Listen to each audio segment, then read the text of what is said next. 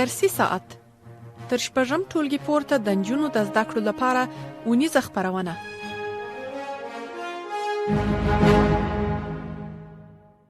بسم الله الرحمن الرحیم. د لوی مهربانه رب په سپېڅلي نامه سلامونه او نیکې هیلې مې ومنئ. درنو زده کوونکو، هیلې ده چې روغ او جوړ اوسئ او د صحت جامې به مو په تن وي. تاسو ټولو ته د اووم ټولګي تاریخ مضمون 15 لوست راغلاست وایم. په دې هیله چې نن ورځ هم د تل په څېر سره مل اوسئ او د نن ورځې د موضوع څخه ګټه واخلئ.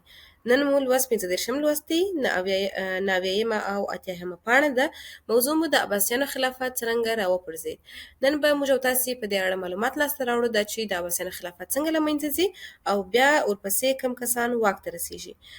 په تېر لوست کې مو د عباسیانو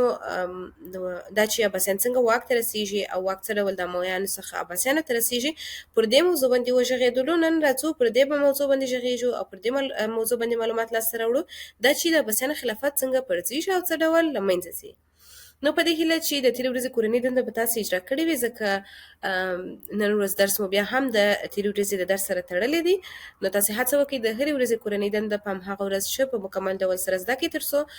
راتلونکي درس ته تاسې چمتو اوسئ او په اسانۍ سره وکولی سئ په درس باندې وپوهېږئ.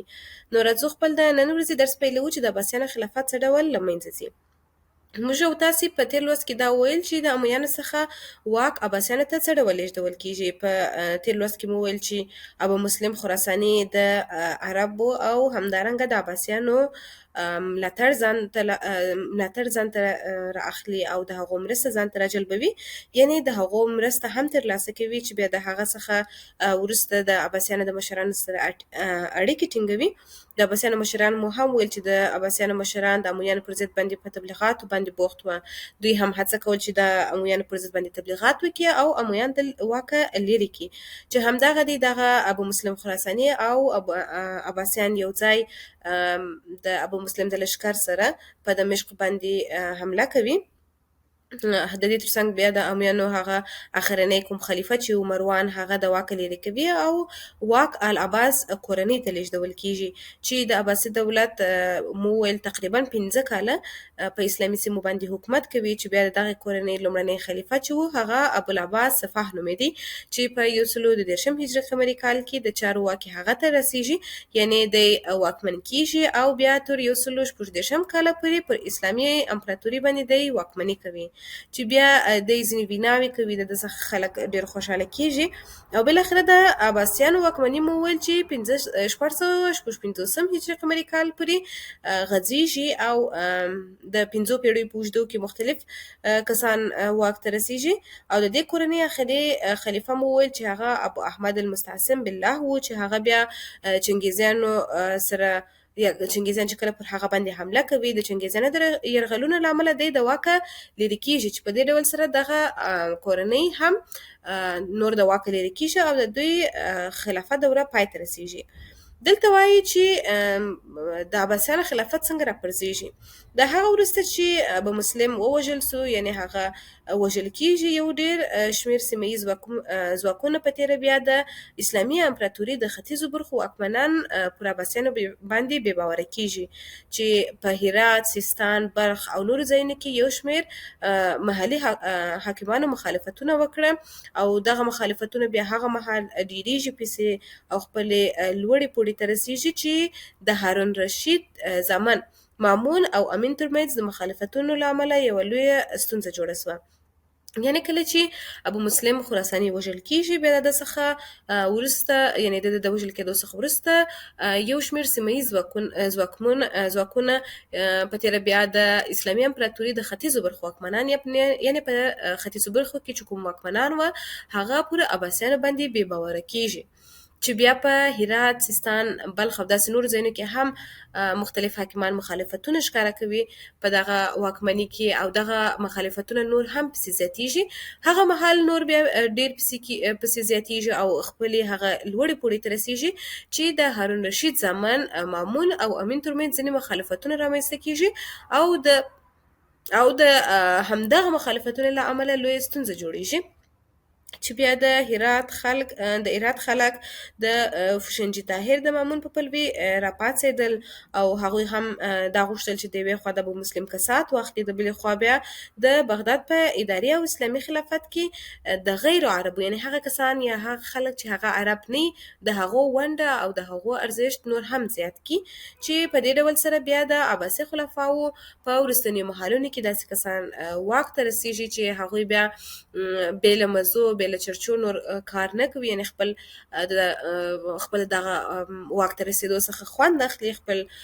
د دې پر ځای چې خلکو دپاره کار وکړي دوی د په خپلو مزو او چرچو باندې اخته وي، چې د دې کورنۍ د راپرځېدلو هغه لامل چې دي ډېر دي، خو ځینې لاملونه یې موږ دلته راخیستي دي او ځینې لاملونه یې دا وه چې دوی په خلکو باندې ظلم او د وعدو نه پر ځای کول، یعنې په خلکو باندې ظلم کوي او کومې وعدې چې خلکو ته ورکولې، کومې وعدې چې دوی کولې هغه به یې نه پر ځای کول. عباسیانو له خپلې کورنۍ څخه پرته له خپلو نورو پلویانو سره وفا نه کوله، یعنې هغه کسان دوی به د هغو کسانو سره وعدې چې کولې د هغو وعدې به یې نه پر ځای کولې، یوازې به د هغو کسانو واده پر ځای کول یا د هغه کسانو سره به یې وفا درلوده چې هغه د دوی خپلې کورنۍ وې، چې یوه نمونه یې د ابو مسلم سره ناروا چلند و. بل هم د عباسیانو خلیفګانو بې کفایتي وه. د عباسي کورنۍ په وروستي کلونو کې داسې کسان واک ته ورسېدل چې هغو د خلکو د ځورونې، د مزو چرچو، د اخلاقي فسادونو څخه پرته نور بل کار نه درلود، یعنې دوی به خلک ځورول، اخلاقي فساد به په دوی کې ډېر و، دوی به مزې او چرچې کولې، خلکو لپاره به یې کار نه کوو یا د خپلې واکمنۍ لپاره د خپلې امپراتورۍ لپاره به یې هېڅ کار نه کوه، نو ځکه دا د عباسیانو د خلیفګانو هغه بې کفایتي وه،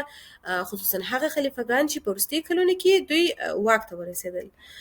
بل مهم لامل دا چې دغه واکمني یا دغه دوره پای ته رسېږي هغه هم د پیاوړي مرکزیت نشتونوالی و. عباسي خلیفګانو د خلافت د دوام لپاره نه څه پوهه او نه څه جرأت درلود، دا چې دوی خپل خلافت نور هم دوام ورکړي، دوی د دغه کار لپاره نه جرأت درلودی چې دا کار وکړي، نه هم کومه خاصه پوهه درلوده. هر سیمه ییز امیر به کولی سوی چې خلیفه وبېروي او هغه په خپله ګټه وکاروي، چې په دې توګه سره بیا د اسلامي امپراتوري د ویش او ټوټه کېدو غوښتنې زیاتې سوې، یعنې په دا حالت کې دا چې دوی خلیفه بیرول او هر یو غوښتل چې خلیفه خپل په ګټه وکاروي، نو دغه ستونزو له امله د اسلامي امپراتوري د ویش او د اسلامي امپراتوري د ټوټه کېدلو غوښتنې ډېرې زیاتې سوې، او هغه څه چې په پرېکنده توګه د عباسیانو د دولت د ماتې، د دغه دولت د راپرځېدلو لامل سو، هغه بغداد ته د هلاکو تر ادارې لاندې د مغولو د لشکرو رسېدل و، چې په پایله کې عباسي خلافت تر 5 پیړیو واکمنۍ وروسته د پای ټکي کېښود او دغه امپراتوري نوره ختمه سوه. دا و زموږ د نن ورځې درس، دا چې ابو مسلم خراساني د وژل کېدو څخه وروسته د عباسیانو خلافت څه ډول د ستونزو سره مخ کېږي، کوم مشکلات رامنځته کېږي او په څه ډول سره دغه امپراتوري نوره ختمیږي. په دې لوست کې مهم ټکي دا و چې د ابو مسلم د وژل کېدو سره سم ځینې ځواکونه د اسلامي امپراتوري د ختیځې برخې واکمنان پر عباسیانو باندې بې باوره کېږي، دوی په هرات، سیستان، بلخ او نورو ځایونو کې حاکمان مخالفتونه کوي او دغه مخالفتونه نور هم پسې ډېرېږي کله چې د هارون الرشید د زامنو ترمنځ چې یو یې مامون او بل یې امین و، د هغو ترمنځ د مخالفتونو له امله ډېره لویه ستونزه جوړېږي. له همدغه امله په هرات، سیستان، بلخ کې نور هم مخالفتونه زیاتېږي، په ختیځو برخو کې هم واکمنان مخالفتونه وکړه، دوی پر عباسیانو باندې بې باوره سول او دغه مخالفتونه نور هم پسې زیات سول، چې بیا د هرات خلک د فونجي طاهر د مامون په پلوي سره پاڅېدل، هغوی دا غوښتل چې د ابو مسلم خراساني کسات واخلي او د بلې خوا دا هم غوښتل چې د بغداد په اداري او اسلامي خلافت کې هغه کسان چې یا هغه خلک چې هغوی عرب نه و، یعنې د غیر عربو ونډه په هغه کې ډېره کړي او هغو ته زیات ارزښت ورکړي، یا د هغوی ارزښت په دغه اداري او اسلامي خلافت کې ډېر زیات کی، چې بیا د عباسي خلفاو په وروستنیو وختونو کې داسې کسان هم واک ته ورسېدل چې هغو د مزو او چرچو څخه پرته نور کار نه درلودی، چې دغه کسان یا دغه واکمنان د دې لامل سو چې دغه کورنۍ یا دغه امپراتوري نور د ماتې سره مخامخ سي او راوپرځېږي. د دغه ډیر مهم لاملونه چې موږ ولوستل هغه 4 مهم لاملونه و د دغه کورنۍ د راپرځېدلو. اول دا چې په خلکو باندې ظلم او د وعدې نه پرځای کول.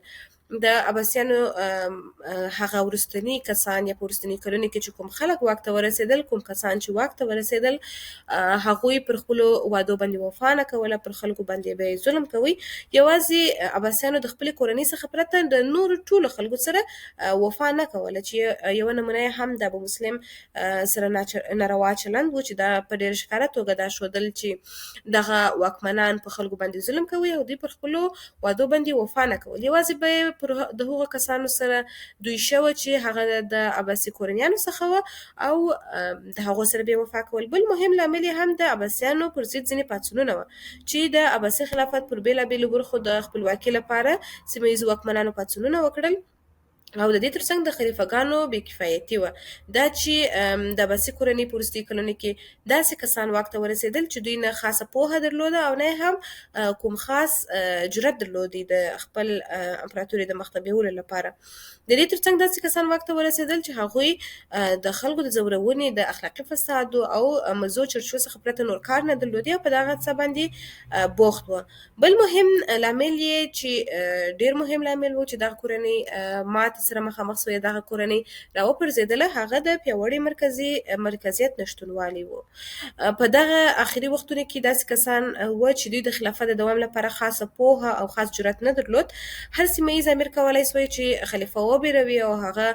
په خپله ګټه سره وکاروي، چې په دې توګه بیا د اسلامي امپراتورۍ د ویشل کېدو او د دغه امپراتورۍ د ټوټه کېدو غوښتنې زیاتې سولې او په دې ډول سره بغداد ته د هلاکو تر ادارې لاندې د مغولو لښکر راورسېدي او عباسي خلافت ته نور د پای ټکی کېښودی او دغه خلافت دغه کورنۍ نور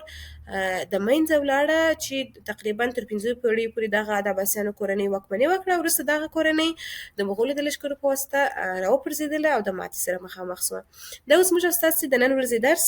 ډېر مهم معلومات مو د دغې موضوع اړوند لاسته راوړل. تر راتلونکي درسه پورې مو کورنۍ دنده درو پوښتنو ته ځواب پیدا کول دي. اول دا چې په عباسي دولت کې لومړني مخالفتونه څنګه پیل سول، دوهم دا چې د امین او مامون تربیه جګړه کې طاهر فوشنجي د چا پلوي وکړه،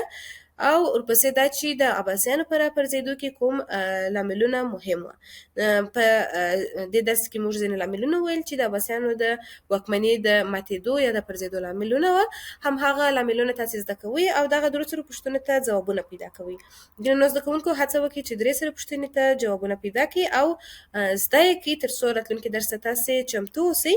نو دا و زموږ او ستاسې د نن ورځې درس د عباسیانو د دولت د راپرځېدلو اړوند مو لازم معلومات لاسته راوړل.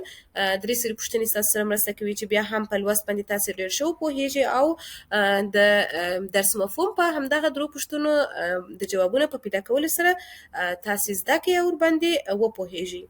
نو تر راتلونکي درسه پورې هڅه وکړئ چې همدغه پوښتنو ته ځوابونه پیدا کړئ، لوست په مکمل ډول سره زده کړئ او راتلونکي لوست ته چمتو اوسئ. نو